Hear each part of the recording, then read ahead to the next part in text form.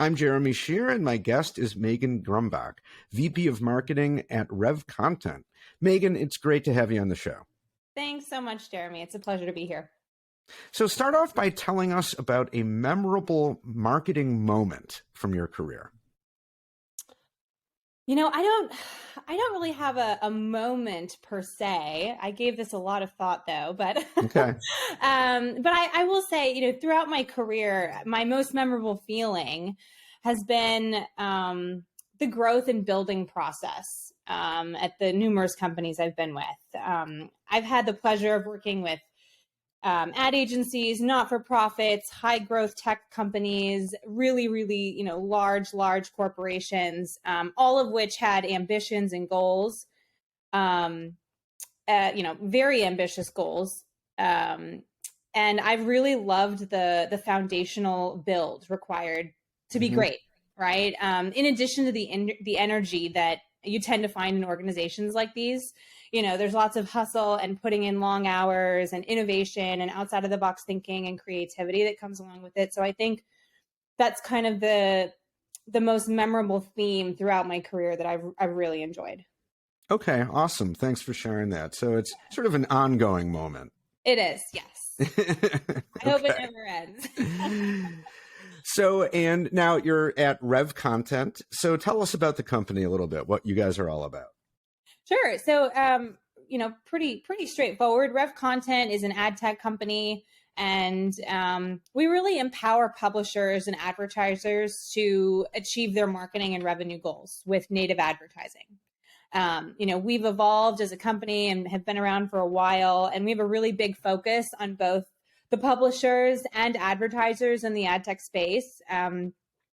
And, you know, we want to ensure quality and usability and scalability for them via native advertising. So that's really what we're all about. Okay, very cool.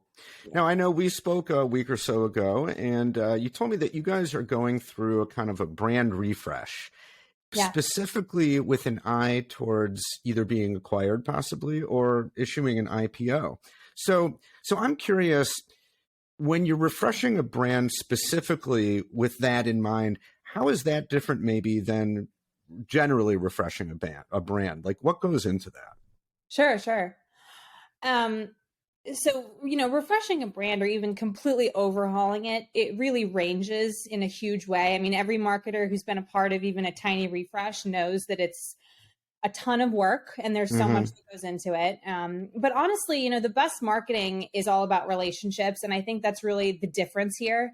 You know, companies with goals of exiting or going public are going to really drill down on strategic partnerships and really shine a light on aligning themselves with shared values within the industry, creating co-sponsored content and events, right? Networking opportunities that provide value for not only that company, but the partnership they're trying to nurture. You know, however, all this said, you know, having a consistent brand from your why to creative to messaging to a steady content stream, it's foundational and critical to being perceived and I guess seen as stable, and the organizational health is in good place, and then also the stickiness in the market. You know what I mean? Like, why would someone want to acquire you? So I think really shining your value and having that be super crystal clear is really important. So it's little tweaks. It's nothing huge, but it's really strategic partnerships and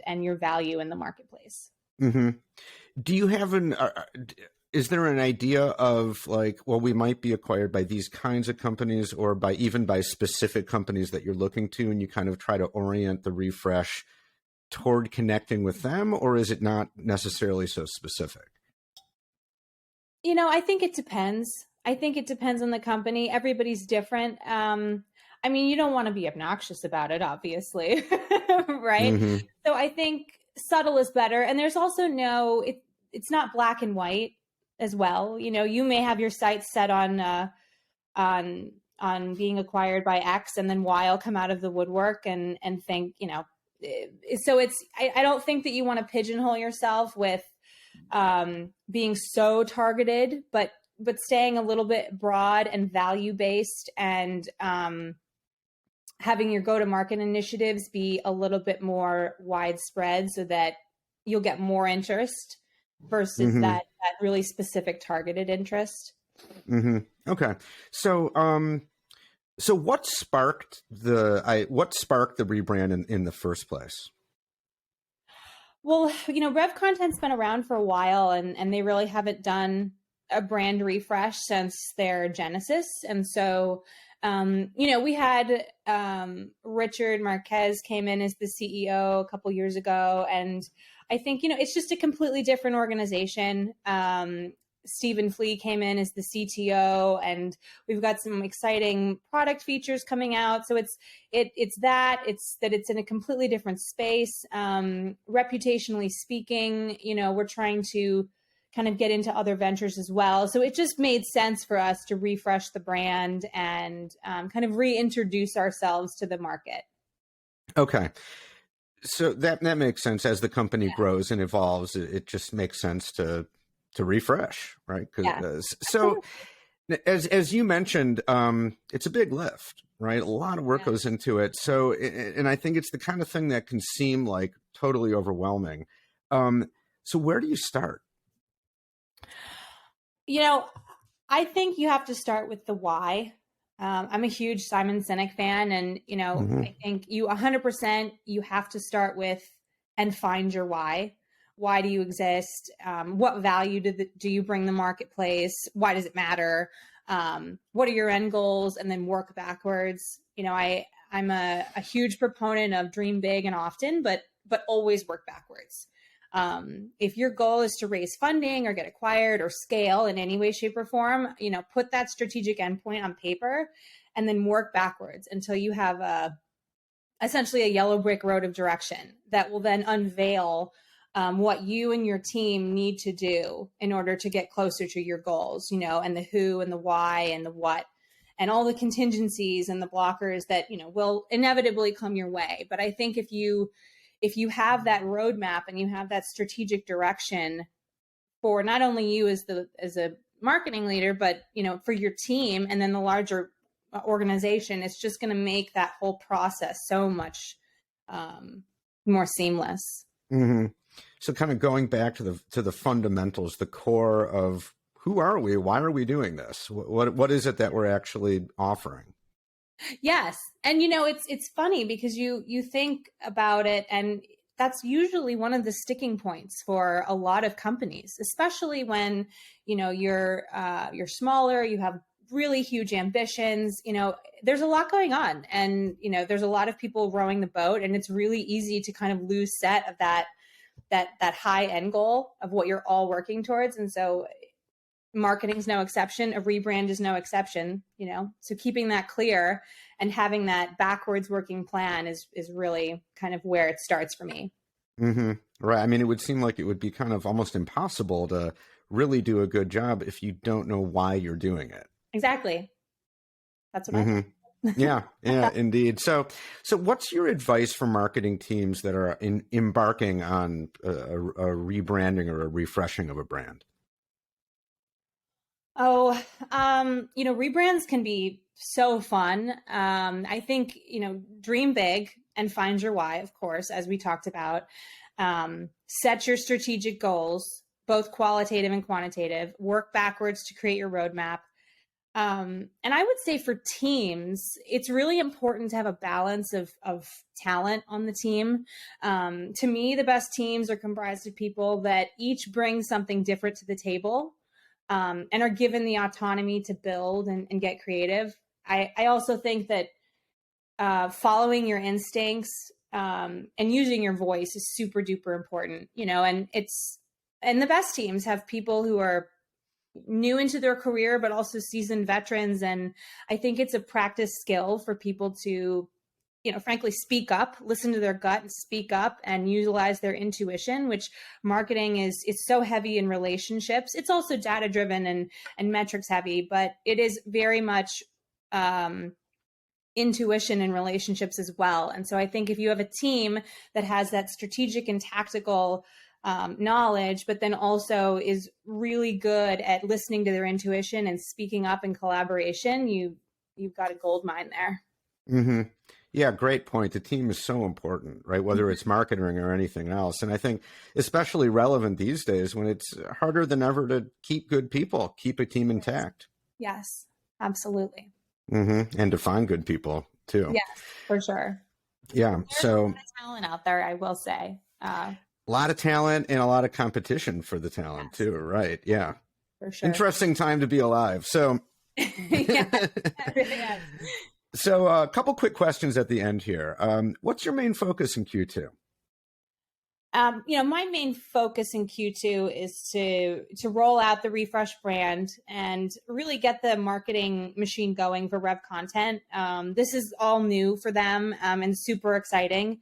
We have a lot in the works, from paid media to content, exciting product feature rollouts, and all the celebration that comes with that. So I'm really excited to launch everything and then dive into the how we make it better and optimization of all of it. Okay, awesome. What are the top 3 KPIs that your boss pays attention to? That's a good question. For me, in my experiences, and not only at Revcontent, funnel metrics, pipeline metrics are usually really what it boils down to. The number of leads, the MQLs, SQLs, opportunities created, converted month over month and quarter over quarter, and then the ROI of all the mechanisms used to fill the top of the funnel, content, PR, SEO, all of those things. I think that's really where you're going to find those top 3 are the most important KPIs, because marketing is to me the support hub for sales and frankly the rest of the company. And at the end of the day, filling the funnel is arguably one of the most important and I think humbling barometers of overall marketing and business health. So looking at what the mechanisms, how they're performing, the ROI that it's driving, and then the quality that you're bringing into the funnel, it says it all. And sometimes it's a sticking point, because you as a marketer, you can be flexing your creative muscles and feel like this is going to be a great campaign, and then you launch it and it's a dud. So going back to the funnel and seeing whether it's resonating with people or not is really where it's at. Right. A painful but necessary exercise. Yeah, absolutely. Or sometimes painful, I should say. Yeah. Sometimes. Yes, we all are there. We've all been there. So, And finally, what do you and your team hope to accomplish this year? Oh, so much. I want this refresh brand to launch and get the industry interested in what we're doing and cultivate some trust in the marketplace. I also want a really sturdy infrastructure from a holistic sense, with strategic backing to be built and fine tuning it, I think, for the rest of 2023, so that we have a really great launching point moving into the next year.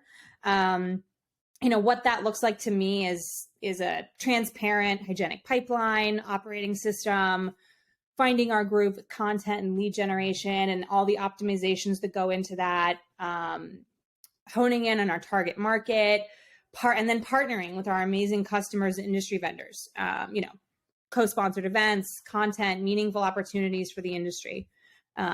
So they're big goals, but I'm confident in my team and the entire Revcontent team that we'll crush it. Right. Well, as you should be. It sounds like you guys have a lot of awesome stuff going on. Great plans. Well, Meghan, thank you so much for sharing all that. I really appreciate your time. Really enjoyed our conversation. Yeah. Thanks for having me.